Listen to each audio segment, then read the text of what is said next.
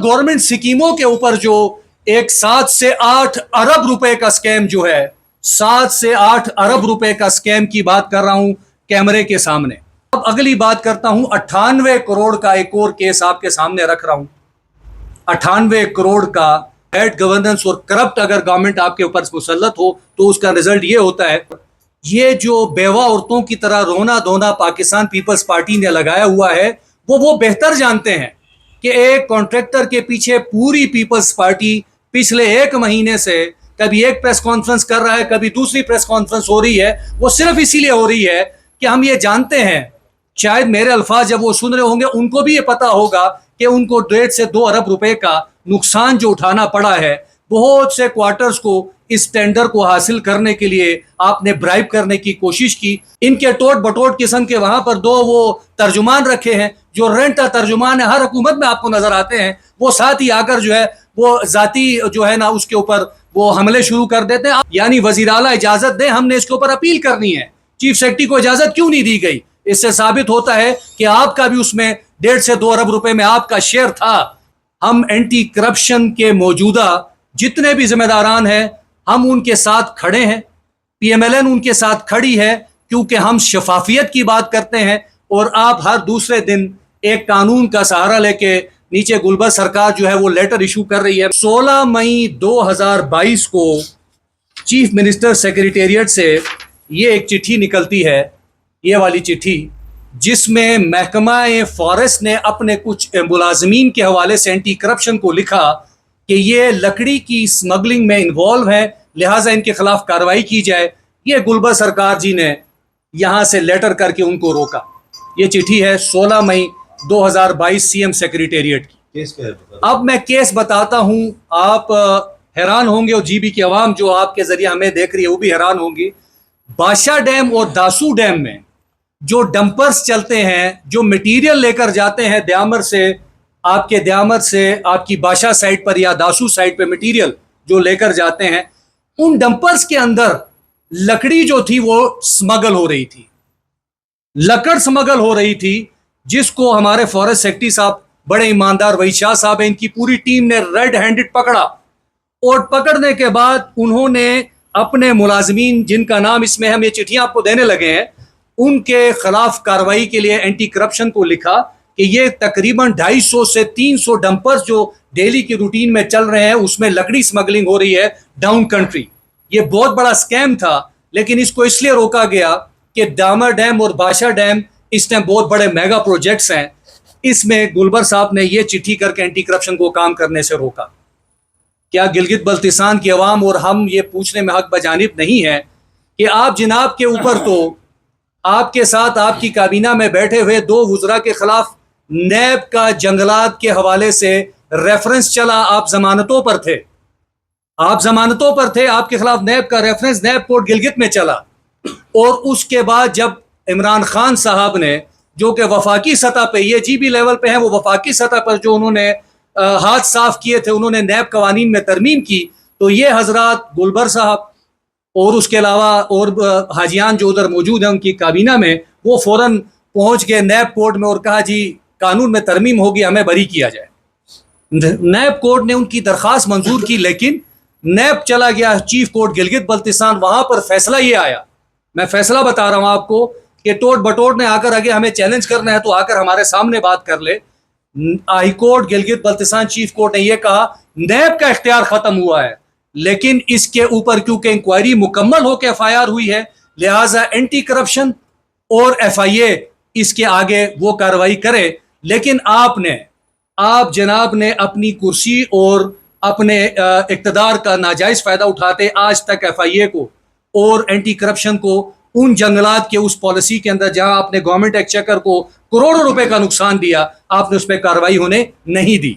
2024 में मैं हैरान हूं अपने पीपल्स पार्टी के दोस्तों पर, ये प्रेस कॉन्फ्रेंसें करते हैं, ये अपना आपको अवामी और जमहूरी जमात कहते हैं। वो खुदा के बंदे, आप तो गुलबर सरकार के फ्रंट मैन हैं।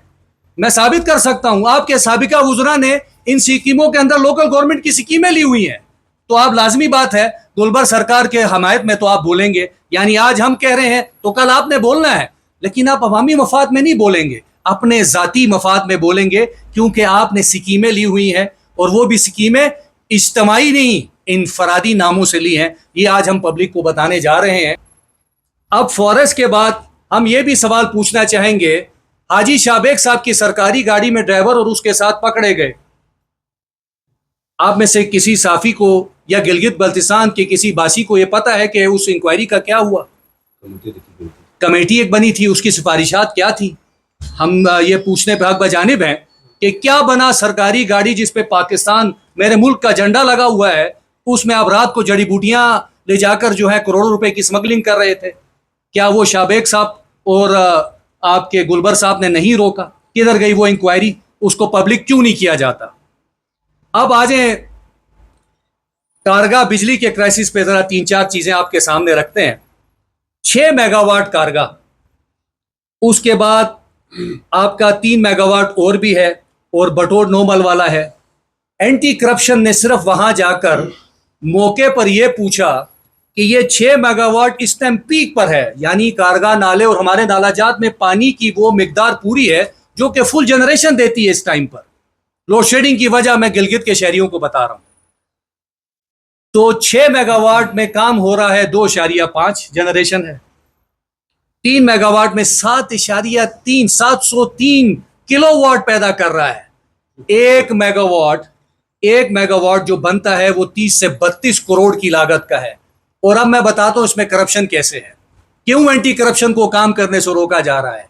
वो इसलिए रोका जा रहा है कि टीजे सेट्स जो लगते हैं वो जब चाइना खरीदारी के लिए होते तो महकमे के लोग ठेकेदार के साथ जाते हैं, वहां से उन्होंने उस डॉक्यूमेंट के अंदर जो एंटी करप्शन के पास है ओके की रिपोर्ट दी हुई है कि ये फुल फ्लश बिल्कुल ठीक है, एज पर स्पेसिफिकेशन है, एज पर टेंडर डॉक्यूमेंट है। अगर आपके हाथ साफ हैं, अगर आपने मेरिट पे काम किया है, तो आप तहकीकाती इदारों को काम करने से क्यों रोक रहे हैं? एक्ट 2024 जब पास किया तो उन्होंने क्या किया कि एक शिक डाल दी, बड़ी छोटी सी, शायद आप साफियों की नजरों से गुजरी भी ना हो, लेकिन क्या करें, हम थोड़े से वकील भी हैं और एक संजीदा सियासी जमात से ताल्लुक है। तो हमने जब उसको पढ़ा तो उसमें एक शिक डाल दी गई कि जनाब इसके जरिए एडीपी की जो मेंबरान की स्कीम्स होंगी, एडीपी की स्कीम्स, वो भी लोकल गवर्नमेंट के जरिए इनकॉर्पोरेट की जाएंगी, एग्जीक्यूट की जाएंगी, और लोकल गवर्नमेंट एक्ट की फलानी सेक्शन को मुअत्तल समझा जाएगा। यहां से यह कहानी शुरू होती है। क्यों? सिर्फ टेंडर के प्रोसेस से बाहर निकलने के लिए। अब इन्होंने किया क्या जनाब कि मैं ये कुछ लिस्टें भी बताता हूं, हाईलाइट भी किया है। मेरे सीनियर्स ने ज़रा मुझे मना किया है कि बाय नेम करने से मुनासिब नहीं है, लेकिन थोड़ा सा बेअदबी करते हुए, ये ऑफिशियल डॉक्यूमेंट है जिसके नीचे सीएमजीबी का दस्तखत है, ये सीएमजीबी का साइन है, ये सारे दस्तखत सीएमजीबी के हैं। और आखिर में थोड़ी सी इंग्लिश कमज़ोर है लेकिन पढ़ सकता हूं, हाजी गुलबर खान चीफ मिनिस्टर जीबी। ये टोटल ब्लॉक एलोकेशन की स्कीमें हैं 90। इसमें से सिर्फ एक, हम जो शुरू से हमारे पार्टी प्रेसिडेंट कहते रहे कि हमारा मुआहिदा है कि ये नॉन इलेक्टेड लोगों को आप शामिल न करें, लेकिन किया गया तो उस दिन से हम एक डिस्टेंस पर हैं, हम इसकी किसी अच्छे और बुरे के साथ खड़े नहीं हैं। आपने सिर्फ सीरियल नंबर, प्रायोरिटी लिस्ट है, सीरियल नंबर 22 पढ़ना है कि एक कोऑर्डिनेटर साहब के घर में 20 लाख की बोरिंग की स्कीम दी गई है, बाय नेम दी गई है। ये बाय नेम है, मैंने हाईलाइट की है, ये अभी मना करते हैं इसलिए नहीं बोल रहा। अब आगे आए सर, ये सारी मैंने हाईलाइट की है, ये सारी तांगीर के अंदर ये बाय नेम लोगों को स्कीमें दी गई हैं जिनकी मालियत लगभग 70 से 80 करोड़ रुपए की बनती है। ये बाय नेम स्कीमें हैं, ये मैंने हाईलाइट की हैं। इसके बाद आप हैरान हो जाएंगे कि ये स्कीमें, इसके बाद एक और प्रायोरिटी लिस्ट है, ये प्रायोरिटी लिस्ट नहीं है, ये अप्रूव्ड स्कीम्स हैं। मैं पढ़ लेता हूं इसका title, GBADP approved schemes progress LGNRD district Gilgit 2022-23 and 24-25। इसमें से सिर्फ 3 स्कीमें ऐसी हैं, मैं पढ़ देता हूं एक स्कीम क्योंकि बाय नेम नहीं है। ये सीरियल नंबर 1110 पर है। Hunarman Hunarman institutes of skill development women Zulfiqar Gilgit. मैं आप तमाम सहाफ़ियों को ये इस बात पर अभी ही इसी जगह पर दावत देता हूं, ये तकरीबन 1,10,00,000 की दावत देता हूं। हम पीएमएलएन सेक्रेटेरिएट से आपको इस जगह पे लेकर जाते हैं। अगर इस नाम की कोई स्कीम और इसका लिखा हुआ है वर्क इन प्रोग्रेस, अगर इस हुनरमंद नाम की स्कीम का एक पत्थर जुल्फिकार तो छोड़ दें, पूरे GB2 के अंदर नजर आ गया तो सबसे पहले मैं हरजाना देने को तैयार हूं। अगर जिन पे मैं इल्जाम लगा रहा हूं, मैं तैयार हूं। मैं आप सबको दावत देता हूं, अभी मेरे साथ चलिए कि ये स्कीम फील्ड में किधर है। पैसे डिस्पर्स हो चुके हैं, पैसे दे दिए गए हैं, फील्ड में ऐसी स्कीम कहीं आपको नजर नहीं आएगी। इसके बाद एक और स्कीम है दरोर दास के नाम से, वहां पर फेंसिंग का एक हवाला दिया गया है और ये स्कीम भी कोई 23 लाख रुपए की है। इस शख्स का नाम जो दिया है, ना इस शख्स नाम का कोई शख्स वहां रहता है, ना उसकी कोई अराजी वहां पर है, लेकिन पैसा पेमेंट हो चुका है। अब यहां पर करने की बात यह थी कि करप्शन कर किस तरह से की जा रही है। गुलबर सरकार और उसकी पूरी काबीना पे मैं बात कर रहा हूं। वो ऐसे कर रहे हैं कि एडीपी में स्कीम रखते हैं। अब आपको अगर एडीपी चाहिए तो पूरी एडीपी भी लेकर आया हूं। इस एडीपी के अंदर स्कीम रखी जाती है और स्कीम पर प्लानिंग से PC1 अप्रूव होता है। वो एग्जीक्यूशन के लिए भिजवाते हैं लोकल गवर्नमेंट को, लोकल गवर्नमेंट के पास जाती है। अब लोकल गवर्नमेंट में क्या हो रहा है, 2 फॉर्म्स बनाए गए हैं। 8-8 करोड़ की स्कीमें, एडीपी नंबर मैं भी बताता हूं आपको। 8-8 करोड़ की स्कीम PC1 बनता है, वो जाता है लोकल गवर्नमेंट में एग्जीक्यूशन के लिए और वहां जाकर उस 8 करोड़ की स्कीम को 30 लाख के एम्बिट में लाने के लिए, जरा गौर से सुनिएगा, उस 8 करोड़ की स्कीम को 30 लाख विदाउट टेंडर के एम्बिट में लाने के लिए लोकल गवर्नमेंट में क्या हो रहा है, उसको 22 लाख, 23 लाख, 25 लाख, 27 लाख में तकसीम कर दिया जाता है। तकसीम करके विदाउट टेंडर प्रायोरिटी लिस्ट हल्के का मेंबर दे रहा है, वो जा रही है। ये मैं एडीपी की हालत बता रहा हूं आपको। लोकल गवर्नमेंट की आप एक तरफ रखें, लोकल गवर्नमेंट के अंदर क्या हो रहा है, ये वो चीज है जिसको हम ज्यादा इसलिए नहीं बोल रहा। हमने पीएमएलएन ने ये पिछले साल जब हमने अपने पार्टी प्रेसिडेंट को हमने ब्रीफ किया कि यहाँ पर ये इस किस्म से, इस तरह से एडीपी के साथ लोगों के साथ 7 से 8 अरब का स्कैम है, तो उन्होंने हमें फौरन कहा कि दरखास्तें दे दे, लेकिन सबसे पहले अदालत से रुजू करे।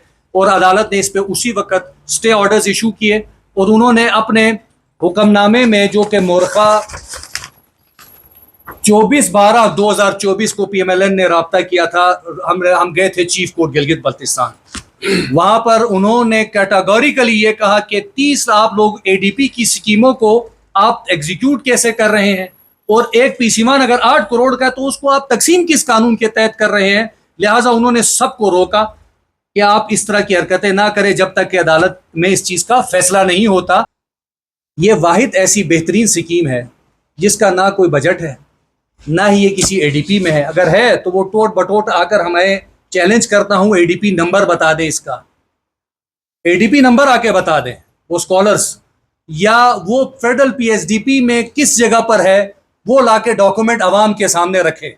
आप खूबसूरत सलीस उर्दू बोल के अवाम को बेवकूफ़ ना बनाए, आप डॉक्यूमेंटेड चीज़ें बताएं। आप ड्राइविंग सीट पर हैं, आप गवर्नमेंट हैं, हमने आपसे पूछना है और आपने जवाब देना है।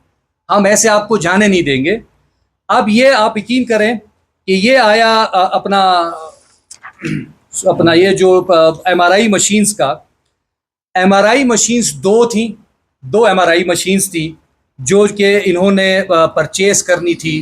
एक ही सिंगल बिट करके एक ठेकेदार साहब को ये दे दी गई।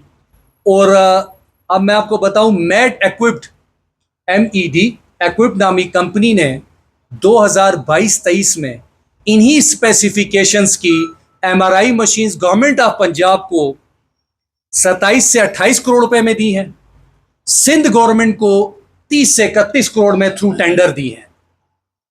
ठीक, अब गिलगित बल्तिस्तान गवर्नमेंट जिसका अपना रेवेन्यू माशाल्लाह से खरबों रुपए है और ऊपर से ऐसी सरकार ऊपर बैठी है कि उन्होंने एक MRI मशीन 64 करोड़ रुपए की मैं रिपीट कर रहा हूं, वही स्पेसिफिकेशन, वही कंपनी, वही मशीन, उसी तारीख का, उसी साल का 2022-23 का टेंडर सिंगल बिड करके दिया 62 से 64 करोड़ रुपए की दो एमआरआई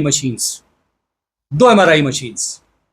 ना एडीपी नंबर है, ना पैसा है कि 10 अजला और आपके तमाम कॉन्स्टिट्यूएंसीज, सब डिवीजन्स, तहसील, डिप्टी कमिश्नर ऑफिस के बाहर 10 दिन के अंदर तमाम लोकल गवर्नमेंट स्कीमें तहसील लेवल पर, यूनियन लेवल पर, जिला लेवल पर जो है उनकी डिटेल्स आम पब्लिक के लिए आवेजा की जाए। 10 दिन के अंदर तमाम अजला के अंदर तमाम एसीज और डीसीज, डिप्टी कमिश्नर्स और चीफ मिनिस्टर ऑफिस हिदायत दे, अगर आप साफ हैं तो खुद हिदायत जारी करें आज शाम तक कि तमाम लोकल गवर्नमेंट स्कीमें जो मंजूर हुई हैं, जो एग्जीक्यूट हो रही हैं, जो इन प्रोग्रेस है, जनरल पब्लिक के लिए उनको तमाम एसी और डीसी ऑफिस के बाहर आवेजा कर दें, ताकि स्कीम मफाद आमा के लिए होती है, आपके वोटर सपोर्टर्स के लिए नहीं है। तो आवाम को भी पता चले कि बोंजी में जो उनके नाम से 30 लाख की स्कीमें साबिक वज़रा को दी गई हैं, वो मफाद आमा के लिए कि उनके घर के अंदर कुआं खोदने के लिए हैं। मेरे तांगीर और मेरे दारेल के वो लोग जो ये समझते हैं, जो इस उम्मीद से थे कि वज़ीर आला का इतना बड़ा मनसब शायद हमारी तकदीर बदल देगा, लेकिन वो उनकी तकदीर तो तांगीर में नहीं बदली। 58 लोगों की तकदीर तांगीर में जरूर बदल रही है, जिनके नाम से 98 करोड़ रुपए की स्कीम है। मैं रिपीट कर रहा हूं, 98 करोड़ की स्कीम 58 बंदों के नाम पे है, मेरे तांगीर के 55,000 लोगों के लिए नहीं है। और इतना टेक्निकल काम किया कि ये जो एडिशनल जिलों का इन्होंने एक ढोंग रचाया, स्कीम से पहले इन्होंने स्कीम देने से पहले एक सरकारी एहलकार के जरिए 2000 गुना अराजी का रेट बढ़वाया। 2000 गुना। हमने भी गिलगित डिस्ट्रिक्ट के जमीनों के रेट्स बढ़ाए थे, लेकिन एक उसके अंदर हमने एक बैलेंस रखा हुआ था, बैलेंस के साथ बढ़ाया था, हर 2 साल के बाद बढ़ते थे। लेकिन यहां पर इन्होंने जो पहले रेट्स बढ़ाए, वो नोटिफिकेशन वहां के एक जिम्मेदार ने किया, और उसके बाद एक स्कीम आती है रेट बढ़ने के बाद, सरकारी रेट बढ़ने के बाद एक स्कीम आती है, और आप हैरान होंगे कि उस नोटिफिकेशन के अंदर एक अजीब सी चीज़ लिखी है। मैं नालायक सा कानून का तालिब इल्म हूँ, मुझे कुछ समझ नहीं आई, 10 दफ़ा पढ़ा, मैं नहीं समझ सका, टोट बटोट समझाएंगे मुझे कि कल्टिवेटेड स्लैश कमर्शियल, खंडबरी में कौन सा कमर्शियल है, नालों जंगलों में कल्टिवेटेड स्लैश कमर्शियल लिख के ज़मीनों का 2000 गुना रेट बढ़ाया गया है। अब वो स्कॉलर्स हमें आके समझाएं कि वो नोटिफिकेशन हमने तो किसी लैंड एक्विजिशन या उसकी किताब के अंदर नहीं देखा, ये कल्टिवेटेड के साथ ये कमर्शियल क्या होता है। वो केकेज के ऊपर हमने भी कमर्शियल रेट्स रखे हैं, रोड्स पे रेट रखे हैं, ये नालों दरियाओं के अंदर ये कमर्शियल रेट पता नहीं ये नया आया है। तांगीर की आवाम से मुखातिब हूँ, दारेल और तांगीर की, कि आपके जब पहले रेट बढ़ाया गया 2000 गुना, उसके बाद एक स्कीम दी गई लिंक रोड्स एट तांगीर के नाम से, जिसकी एस्टिमेटेड कॉस्ट है 98 करोड़ रुपया। हम डिमांड कर रहे हैं चीफ सेक्रेटरी साहब से, एंटी करप्शन से भी हम ये डिमांड करते हैं कि क्या ये 98 करोड़ की स्कीम मेरे तांगीर के अवाम के मफाद में है तो हम आपके साथ खड़े हैं, नहीं तो अगर ये 98 लोगों को 78 करोड़ रुपए कंपनसेशन देने के लिए तो हम इस स्कीम का पीछा इंशाल्लाह आपका करेंगे। 78 करोड़ कंपनसेशन है, टोटल स्कीम 98 करोड़ की है। अब इसके कागजात आपको वर्क्स डिपार्टमेंट से भी मिलेंगे। थोड़ा सा बेचारे सरकारी एहलकारान भी परेशान हो जाते हैं, हम ज़्यादा पीछे पड़ते हैं, वो कहते हैं जी फिर वो आ जाता है। तो तांगीर की आवाम इनसे ज़रूर पूछे कि हमारे वज़ीर आला साहब हमें ये बताएं कि ये 98 करोड़ की स्कीम आप अपने वोटर्स के लिए 58 बंदों के लिए लाए हैं कि 55,000 की आवाम की आबादी के लिए लेकर आए हैं। टोट बटोट आकर ये बताएं कि ये तांगीर के 55,000 अफराद को इसका फ़ायदा है, ना कि औरंगज़ेब के हाउस से फारूक मीर के हाउस तक, फारूक मीर के हाउस से लेकर हाजी औरंगज़ेब के हाउस तक की ये स्कीमें हैं, खेतों से गुजर रही हैं, एक गेट से दूसरे गेट तक है, एक्सेस रोड कोई नहीं है इसका। ये मैं जिम्मेदारी से बात कर रहा हूँ। इसकी तहकीकात करवाई जाए, अवाम को बताया जाए कि ये मफाद आमा की स्कीम है कि नहीं, ये अपने वोटर्स 58 वोटरों को देने के लिए आप ये इस किस्म का गदर कर रहे हैं।